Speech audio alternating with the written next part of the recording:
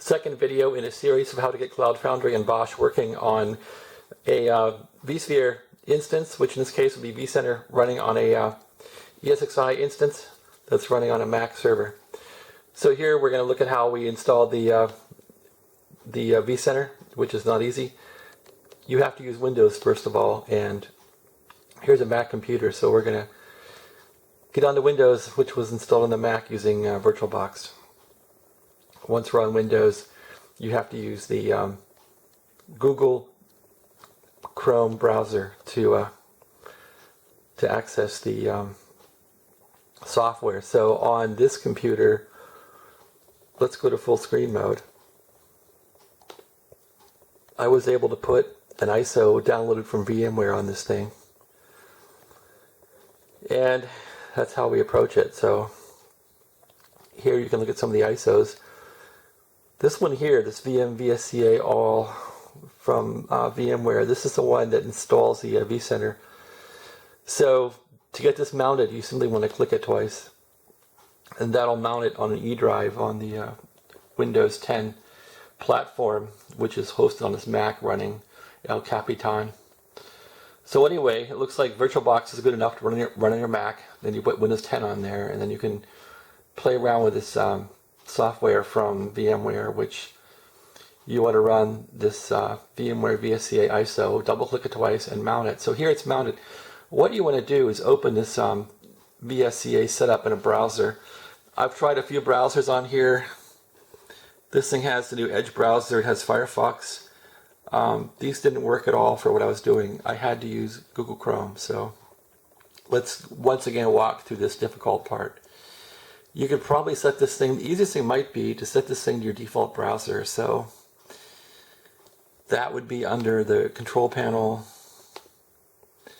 Of course, they've changed Windows all around to make it more compliant to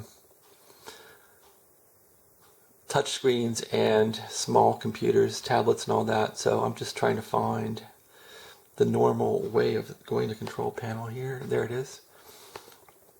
So in control panel, we're going to want to go to default programs, which is here.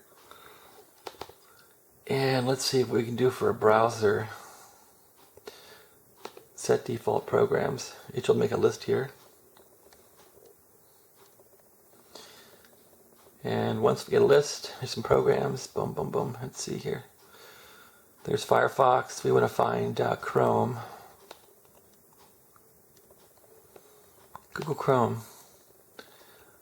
Okay. So yeah, there's Google Chrome. Set as default. Let's do that. Set this program as default.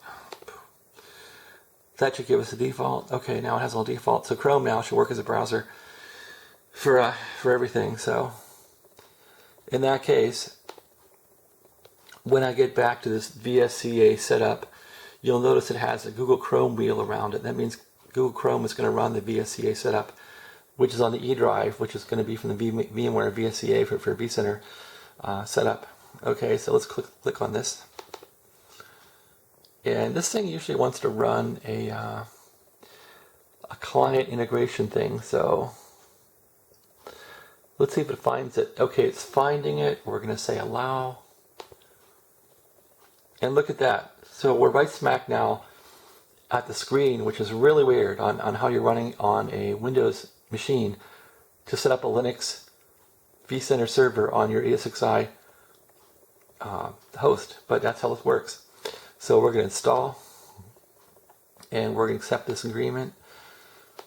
So now it simply wants the FQDN to connect to the ESXi server. So in my case, I just put in an IP address 192.168.1.222, and I think my username is root. And I think the password was really secure, like root. Anyway, with that, we're ready to go. So we know our ESXi is not in lockdown mode.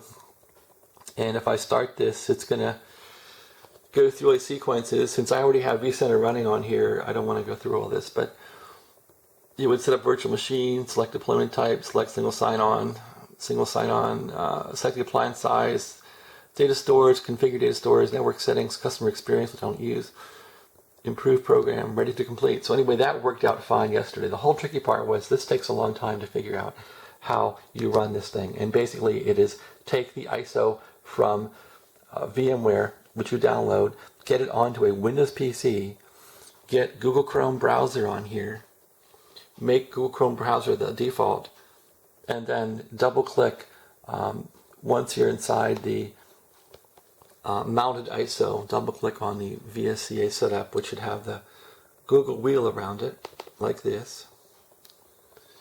And then when it asks about the plugin, go ahead and accept it. It'll prompt, there it is, so you allow the plugin. And you're off and installing. So I hope this video was helpful to someone, and I wish you all a great day.